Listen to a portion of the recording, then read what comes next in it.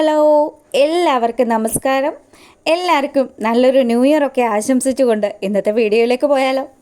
അങ്ങനെ നമ്മുടെ സുഗുണൻ മാഷ് എല്ലാ കാര്യങ്ങളും കമലയോടും അതുപോലെ തന്നെ മറ്റു മക്കളോടും ഒക്കെ പറയുക. ദേ ഇവിടെ ഇരിക്കുന്ന ഈ പെങ്കൊച്ച് ആ ജഡ്ജിയുടെ മോളാണെന്നുള്ള കാര്യം നിങ്ങളെല്ലാവരും മറന്നു പോകുന്നുണ്ടോ? അത്രയും സുഖസൗകര്യത്തോടു കൂടി ജീവിച്ച ആ പെങ്കൊച്ച് ഇവിടെ വന്ന് നമ്മുടെ ഈ ഒരു കഷ്ടപ്പാടുകളിൽ എന്തിനാ വെറുതെ വലയുന്നത്? അതുകൊണ്ട് എല്ലാവരും ഒരു കാര്യം മനസ്സിൽ വെച്ചേക്കണം.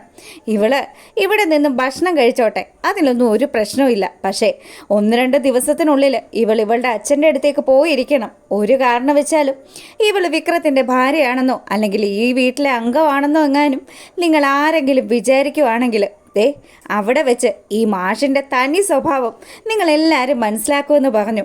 കമല ഉൾപ്പെടെയുള്ള ആൾക്കാരൊക്കെ മാഷെ നിങ്ങൾ എന്താ ഈ പറയുന്നത്?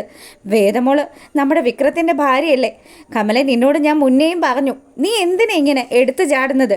എത്ര പറഞ്ഞാലും നിനക്ക് മനസ്സിലാവില്ലേ എന്നൊക്കെ ചോദിച്ച് മാഷ് കമലയുടെ നേരെ ദേഷ്യപ്പെടുക. അപ്പം പിന്നെ ഭർത്താവാണ് പറയുന്ന കാര്യങ്ങൾ കേട്ടുകൊണ്ട് കമല ഒരക്ഷരം പോലും മിണ്ടിയില്ല. അതിനുശേഷമാണെങ്കിലോ നിങ്ങൾക്കാർക്കും ഈ വീട്ടിൽ മറ്റു ജോലികളില്ലേ എന്ന് ചോദിക്കുമ്പോൾ ശ്രീജയും അതുപോലെ നന്ദിനിയും കിച്ചണിലേക്ക് പോവുകയാണ്. അതിനുശേഷം മാഷ് നമ്മുടെ വേദയെ ഒന്ന് ഇരുത്തി നോക്കി. വിക്രമാണെങ്കിൽ കഴിച്ച ആ ഒരു ഭക്ഷണത്തിൻ്റെ പ്ലേറ്റൊക്കെ അവിടെ അങ്ങ് വെച്ചിട്ട് അവനും അവൻ്റെ പാട് നോക്കി പോവുക. അങ്ങനെ എല്ലാവരും ഒറ്റപ്പെട്ട് നമ്മുടെ വേദ ആ വീട്ടിൽ ഇങ്ങനെ കഴിയുക. എന്തിനു വേണ്ടിയാണോ പാവം നമ്മുടെ വേദ ഇത്രയും റിസ്ക് എടുക്കുന്നത്? എന്തായാലും അവളുടെ മനസ്സിൽ ചില കാൽക്കുലേഷനുകളൊക്കെ ഉണ്ട്.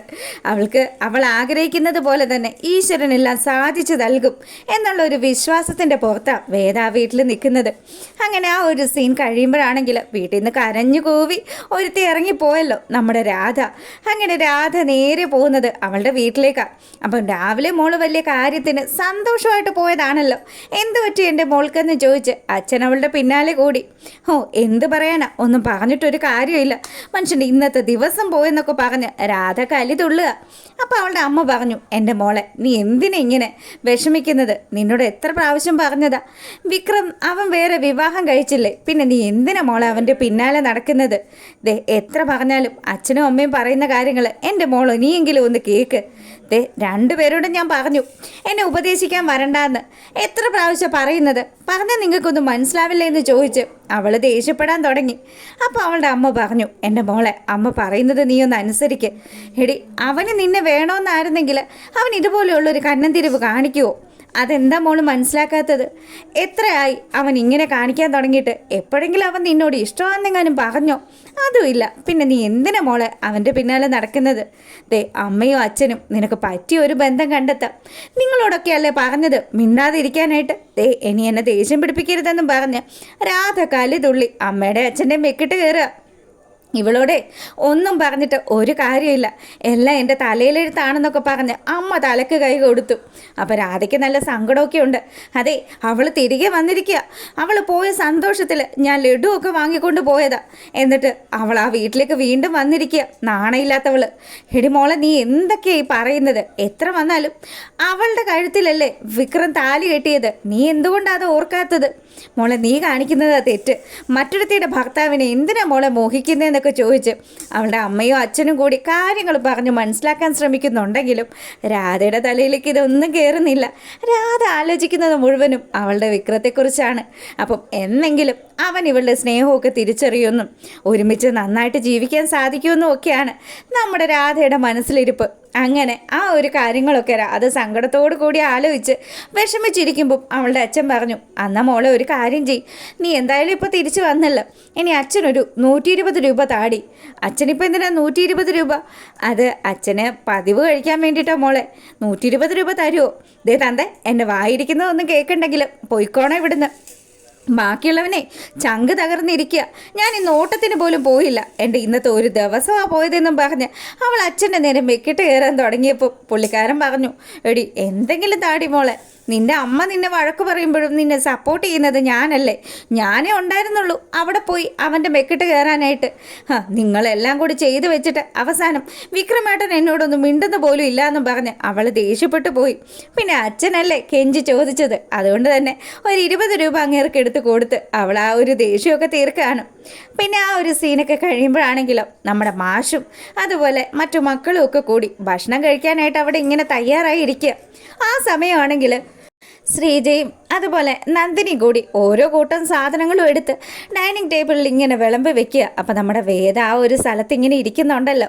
വേദയെ നോക്കിക്കൊണ്ട് ശ്രീജ വേദയ്ക്കും കൂടെ കഴിക്കാൻ എടുക്കണ്ടേ, എന്താ അമ്മ ചെയ്യേണ്ടതെന്ന് കമലയുടെ അടുത്ത് ചോദിക്കുക. അപ്പം കമല പറഞ്ഞു, എൻ്റെ പൊന്നുമോളെ അച്ഛൻ പറഞ്ഞത് കേട്ടതാണല്ലോ, ഇനി നമ്മൾ ആരെങ്കിലും എന്തെങ്കിലും മകത്ത് പറഞ്ഞു കഴിഞ്ഞാൽ പിന്നെ അത് മതി അച്ഛൻ്റെ സ്വഭാവം മാറാനായിട്ട്. അതുകൊണ്ട് നമ്മളിപ്പോൾ ഒന്നും മിണ്ടാണ്ട് നിൽക്കുന്നതായിരിക്കും നല്ലത്. മോളൊരു കാര്യം ചെയ്യും, എല്ലായിടത്തും വിളമ്പ് വെക്ക്. അച്ഛനും അവരും ഒക്കെ കൈ കഴുകി എത്താറായി. അങ്ങനെ മാഷ് കൈയൊക്കെ കഴുകി ദാ അവിടെ വന്നിരുന്നു. 2 പൊട്ടനായിട്ടുള്ള ഏട്ടന്മാരും അവിടെ വന്ന് അങ്ങനെ ഇരുന്നു. അങ്ങനെ എല്ലാവർക്കും ഭക്ഷണമൊക്കെ വിളമ്പിക്കൊടുത്ത് കമല അവിടെ അങ്ങനെ നിൽക്കുക. ആ സമയമാണെങ്കിൽ മാഷ് നമ്മുടെ വേദയെ ഒന്ന് നോക്കി. അതിനുശേഷം, അല്ല മാഷെ, എങ്ങനെയാ മാഷെ, നമ്മൾ ആ കുട്ടിക്ക് കൂടി എന്തെങ്കിലും ഭക്ഷണം കൊടുക്കണ്ടേ? അവൾക്ക് വിശക്കുന്നുണ്ടാവില്ലേ? അവളൊന്നും കഴിച്ചിട്ടില്ല, രാവിലെ വന്നതല്ലേ ആ കുട്ടിയെന്നൊക്കെ പറഞ്ഞ് കമല ആ ഒരു പ്രയാസമൊക്കെ മാഷിൻ്റെ അടുത്ത് പറയുക. മാഷാണെങ്കിലോ, കമലേ, ആ ഇരിക്കുന്ന കുട്ടി കഴിച്ചോ കുടിച്ചോ എന്നൊന്നും നോക്കേണ്ട കാര്യം തനിക്ക് തൽക്കാലം ഇല്ല. തന്നോട് കുറച്ച് മുന്നേ ഞാനൊരു കാര്യം പറഞ്ഞായിരുന്നു, അവൾ നമ്മുടെ ആരുമല്ല എന്നുള്ള കാര്യം. അത് മനസ്സിലാക്കി വേണം നിൽക്കാൻ. മാഷെ, എന്നാലും നമ്മളെല്ലാവരും ഭക്ഷണം കഴിക്കുമ്പോൾ ആ മോള് കഴിക്കാണ്ടിരിക്കുമ്പോൾ അതൊരു വിഷമമല്ലേ മാഷെ? എന്തെങ്കിലും ചെയ്യാൻ പറ്റുമോ? എടോ, തന്നോട് ഞാൻ പറഞ്ഞു, ആ കുട്ടിയെ ഭക്ഷണം കഴിക്കാനില്ലാത്തടത്തുനിന്നൊന്നും അല്ലല്ലോ ഇങ്ങോട്ട് വന്നത്. എന്തായാലും അവൾ ഇവിടെ ഇരിക്കുമെന്നുള്ള കാര്യത്തിൽ ഒരു സംശയവും ഇല്ലല്ലോ. അവൾ അവിടെ ഇരിക്കട്ടെ, ബാക്കി എല്ലാവരും ഭക്ഷണം കഴിച്ചിട്ട് എളുപ്പം അവരവരുടെ കാര്യങ്ങൾ ചെയ്യാൻ പറഞ്ഞു. അങ്ങനെ ആ അമ്മ വളരെ സങ്കടത്തോടു കൂടി അവരെയൊക്കെ നോക്കി ഇങ്ങനെ നിൽക്കുക.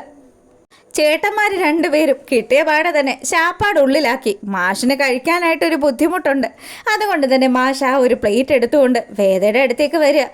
വേദയാണെങ്കിൽ മാഷ് എന്താ വന്നതെന്നറിയാണ്ട് ഇങ്ങനെ നോക്കിയിരിക്കുന്നു. മാഷ് ആ പ്ലേറ്റ് അവിടെ വെച്ചതിന് ശേഷം വേദയോട് പറഞ്ഞു, മോളെ, നീ ഈ ഭക്ഷണം കഴിക്കുക, എന്നിട്ട് എളുപ്പം നിൻ്റെ വീട്ടിലേക്ക് പോകും, അതായിരിക്കും നല്ലത്. നീ എന്തിനാ മോളെ ഇവിടെ ഇങ്ങനെ കടിച്ചു തൂങ്ങുന്നത്? നിനക്ക് ഒരുപാട് സുഖസൗകര്യങ്ങളൊക്കെ ഉള്ള ആ വീടില്ലേ, പിന്നെ നീ എന്തിനാ ഈ വീട്ടിൽ ഇവിടെ വന്ന് ഇങ്ങനെ കഷ്ടപ്പെടുന്നത്? അതുകൊണ്ട് എളുപ്പം ഭക്ഷണം കഴിച്ചിട്ട് മോളുടെ വീട്ടിൽ പോയിക്കോ. അച്ഛനിപ്പോൾ പറഞ്ഞല്ലോ, എനിക്ക് ഭക്ഷണം കഴിക്കാനൊന്നും ഇടയില്ലാത്തടത്തുനിന്നൊന്നും അല്ല ഞാൻ വന്നിരിക്കുന്നത്. എന്തായാലും എനിക്ക് ഈ ഭക്ഷണം വേണ്ട, ഞാനിവിടെ പട്ടിണിക്കിരുന്നോളാം. ഞാൻ നിങ്ങളുടെ മരുമകളാണ് എന്നുള്ള കാര്യം മാത്രം നിങ്ങളൊന്ന് ഓർത്താൽ നല്ലതായിരിക്കുമെന്ന് അവൾ മറുപടി പറയുക. ഈ സമയമാണെങ്കിലും മാഷിന് ദേഷ്യം വന്നു. ആശാൻ കഴിക്കാണ്ട് അവിടെ നിന്ന് എഴുന്നേറ്റ് പോവുക. വേദയാണെങ്കിൽ മറ്റെല്ലാവരും ഭക്ഷണം കഴിച്ച് അവിടെ നിന്ന് എഴുന്നേറ്റ് പോയി. അതിനുശേഷമാണെങ്കിൽ നമ്മുടെ വേദ ഇങ്ങനെ ഇരിക്കുക. സന്ധ്യയായി. കൊതുകിൻ്റെ ശല്യമാണെങ്കിൽ സഹിക്കാനേ പറ്റുന്നില്ല. വിക്രം അവളുടെ അടുത്ത് വന്നിട്ട് പറഞ്ഞു, എടി, നീ എന്തിനാ ഇങ്ങനെ ഇവിടെ കടിച്ചു തൂങ്ങുന്നത്? ശരിക്കും നിനക്ക് നിൻ്റെ വീട്ടിൽ പോയി കൂടെ? അവിടെ എന്തൊക്കെ സെറ്റപ്പായിരിക്കും ഉണ്ടായിരിക്കുക? ഇതുപോലെ കൊതുകിൻ്റെ കടിയും കൊണ്ട് ഇങ്ങനെ ഇരിക്കേണ്ട വല്ല കാര്യമുണ്ടോ? നല്ല പതുപതുത്ത മെത്തയിൽ പോയി കിടന്ന് ഉറങ്ങായിരുന്നില്ലേ? എന്തിനാ ഇങ്ങോട്ട് കെട്ടിയെടുത്തത്? അതെ വിക്രം, ഞാൻ നിൻ്റെ ഭാര്യയാണെന്നുള്ള കാര്യം നീ പലപ്പോഴും മറക്കുന്നുണ്ട്. പിന്നെ ഭർത്താവ് എവിടെയാണോ അവിടെ ആയിരിക്കും ഭാര്യയും താമസിക്കുക. ആ കാര്യത്തിൽ ഞാനേ അതനുസരിച്ച് തന്നെയാണ് മുന്നോട്ട് പോകുന്നത്. നീ എന്തൊക്കെ പറഞ്ഞാലും ഞാൻ നിൻ്റെ ഭാര്യയാണെന്നുള്ള കാര്യം ഒരു ദിവസം നിനക്ക് അംഗീകരിക്കേണ്ടി വരും. പിന്നെ നിന്നെ എൻ്റെ ഭാര്യയാക്കി ഞാൻ അംഗീകരിക്കും. ഒന്ന് പോടി. നീ കാന്താരി മുളക, കാന്താരി. നല്ല അഹങ്കാരമുണ്ട് നിനക്ക്. അതുകൊണ്ടാണല്ലോ ഇങ്ങനെ ഇവിടെ വന്ന് കെട്ടിക്കേറി കിടക്കുന്നത്. എൻ്റെ അച്ഛനും അമ്മയും ഇത്രയും ഈ വീട്ടുകാരൊക്കെ നിന്നെ അന്യമായിട്ട് കണ്ടിട്ട് പോലും അതൊന്നും മനസ്സിലാക്കാനുള്ള ബുദ്ധിയും ബോധമൊന്നും ദൈവം തമ്പുരാൻ നിനക്ക് തന്നില്ലല്ലോ. ഒരു താലി കഴുത്തേ വീണെന്നും പറഞ്ഞ് അതും പൊക്കിപ്പിടിച്ച് അവൾ വന്നിരിക്കുക. നാണം ഉണ്ടോടി? നാണമുള്ള ആരെങ്കിലും ആണെങ്കിൽ ഇങ്ങനെ അട്ട കിടക്കുന്ന പോലെ ഇവിടെ വന്ന് കിടക്കുമെന്നൊക്കെ ചോദിച്ച് അവൻ മാക്സിമം അവളെ ഇറിറ്റേറ്റ് ചെയ്യാൻ ശ്രമിക്കുക. അങ്ങനെ കൊതുകിനെ തല്ലുന്ന രീതിയിൽ നമ്മുടെ വേദ ഒന്ന് കൈവീശിയതും ആശാനൊന്ന് പേടിച്ചു പുറകോട്ട് മാറുക.